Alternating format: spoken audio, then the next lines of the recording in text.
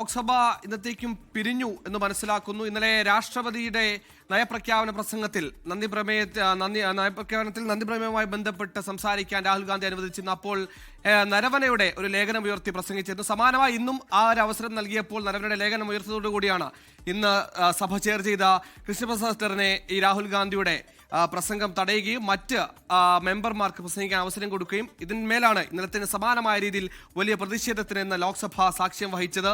എന്തായാലും ഇന്നലെ നേരത്തെ പറഞ്ഞതുപോലെ തന്നെ ചൈന സ്റ്റാൻഡ് ഓഫ് സമയത്ത് കേന്ദ്ര സർക്കാരിന്റെ ഇടപെടൽ ഉണ്ടായില്ലെന്നടക്കമുള്ള ഗുരുതരമായ വിമർശനങ്ങൾ ഉയർത്തുന്ന മുൻ കരസേനാ മേധാവി നരവനയുടെ പുറത്തിറങ്ങാത്ത ഓർമ്മക്കുറിപ്പിലെ ചില വരികൾ കാരവൻ ലേഖനത്തിൽ അച്ചടിച്ചു വന്നിരുന്നു. ഇത് ഉയർത്തിയായിരുന്നു രാഹുൽ ഗാന്ധി ഇന്നലെ നന്ദി പ്രമേയത്തിനിടെ സംസാരിച്ചത്. ഇന്ന് ആ കാരവനിലെ അതേ ഭാഗങ്ങൾ രേഖകളായി സ്പീക്കർക്ക് കൈമാറുകയും ആ പ്രസംഗത്തിൽ നന്ദി പ്രമേയ പ്രസംഗത്തിൽ വീണ്ടും ആ വിഷയം ഉയർത്തിയതോടുകൂടി ഇപ്പോൾ സ്പീക്കർ തടയുകയാണ്. എന്താണ് നിലവിലെ സ്ഥിതി? ഈ ഇന്നലത്തിന് സമാനമായ പ്രതിഷേധമാണ്, അങ്ങോട്ടും ഇങ്ങോട്ടും വാക്പോരാണ്. രാഹുൽ ഗാന്ധിയെ സംസാരിക്കാൻ അനുവദിച്ചില്ല, മറ്റംഗങ്ങൾക്ക് സംസാരിക്കാൻ അവസരം കൊടുത്തിരിക്കുന്നു. സഭ ഇപ്പോഴും സമ്മേളിക്കുന്നുണ്ടോ? എന്താണ് വിവരങ്ങൾ?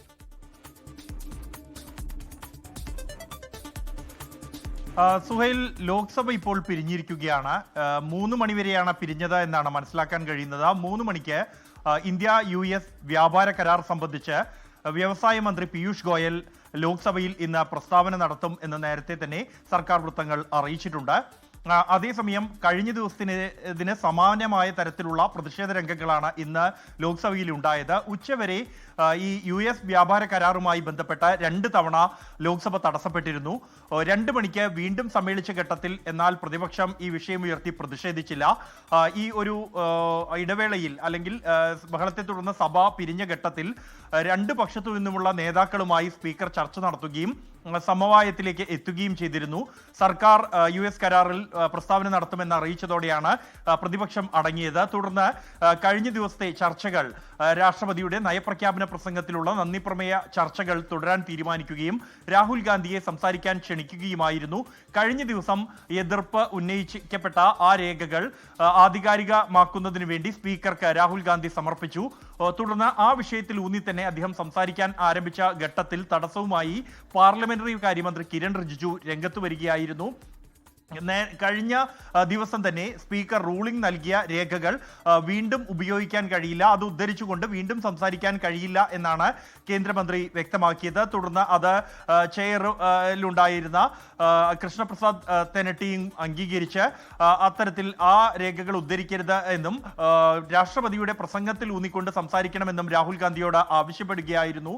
അതിനിടെ ഈ രാഹുൽ ഗാന്ധിക്ക് സംസാരിക്കാൻ അനുവദിച്ചത് രാഷ്ട്രപതിയുടെ നയപ്രഖ്യാപന പ്രസംഗത്തിലാണ് എന്നുള്ള ചെയറിന്റെ പ്രയോഗത്തിനെതിരെ എതിർപ്പുമായി രാഹുൽ ഗാന്ധിയും KC വേണുഗോപാലും രംഗത്തെത്തി. താൻ പ്രതിപക്ഷ നേതാവാണ്, സ്പീക്കറുടെ പ്രയോഗം തെറ്റാണ്, തനിക്ക് ലോക്സഭയിൽ സംസാരിക്കണമെങ്കിൽ ആരുടെയും അനുവാദം ആവശ്യമില്ല എന്നുള്ള രാഹുൽ ഗാന്ധി പറഞ്ഞു. തുടർന്ന് അദ്ദേഹം സംസാരിക്കാൻ ആരംഭിച്ച ഘട്ടത്തിൽ ആഗോള സാഹചര്യം എടുത്തു പറഞ്ഞുകൊണ്ടാണ് സംസാരിക്കാൻ ആരംഭിച്ചത്. US-ഉം ചൈനയും തമ്മിലുള്ള സംഘർഷമാണ് ആഗോള തലത്തിലുള്ള സാഹചര്യം എന്ന് അദ്ദേഹം പറഞ്ഞ ഘട്ടത്തിൽ, ചൈനയുടെ പേര് പറഞ്ഞ ഘട്ടത്തിൽ തന്നെ ഭരണപക്ഷ നിരയിൽ നിന്നും മുറവിളികൾ ഉയർന്നു. ആ ഘട്ടത്തിൽ എന്നാൽ പ്രതിപക്ഷം പരിഹസിക്കുകയായിരുന്നു. ചൈനയുടെ പേര് പറഞ്ഞപ്പോഴേക്കും ഭരണപക്ഷത്തിന് ഹാലിളകുന്നു എന്ന പരിഹാസം ഉയർന്നു വന്നു. തുടർന്ന് ഇതുമായി ബന്ധപ്പെട്ട ഇന്ത്യ ചൈന ബന്ധത്തെക്കുറിച്ചാണ് താൻ സംസാരിക്കുന്നത് എന്ന അടുത്ത വാചകം രാഹുൽ പൂർത്തിയാക്കിയപ്പോഴേക്കും വീണ്ടും ഭരണപക്ഷ നിരയിൽ നിന്നും ബഹളം ഉയർന്നു. തുടർന്ന് സ്പീക്കർ വിഷയത്തിൽ ഊന്നി സംസാരിക്കണമെങ്കിൽ എന്നും അല്ലെങ്കിൽ അടുത്ത സ്പീക്കറെ അല്ലെങ്കിൽ അടുത്ത സംസാരിക്കാനുള്ള അംഗത്തെ വിളിക്കും എന്നും അറിയിച്ച് അടുത്ത അംഗത്തെ സംസാരിക്കാൻ വിളിക്കുകയായിരുന്നു. രാഹുൽ ഗാന്ധിക്ക് സംസാരിക്കാനുള്ള അവസരമാണ് അതോടെ നഷ്ടപ്പെട്ടിരിക്കുന്നത്.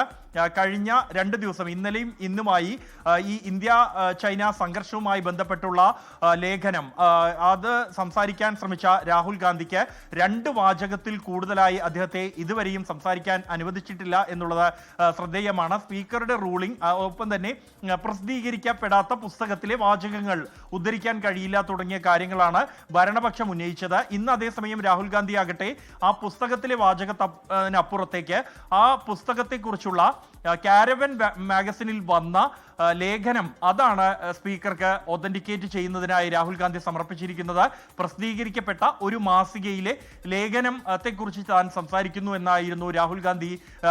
ലോകത്തെവിടെയായാലും ഏത് സമയത്തും 24 വാർത്തകളും ഓഗ്മെന്റഡ് റിയാലിറ്റി പാക്കേജുകളും എക്സ്പ്ലെയിനറുകളും വിശദമായി കാണാൻ ഞങ്ങളുടെ യൂട്യൂബ് ചാനൽ നിങ്ങൾക്ക് സബ്സ്ക്രൈബ് ചെയ്യാം.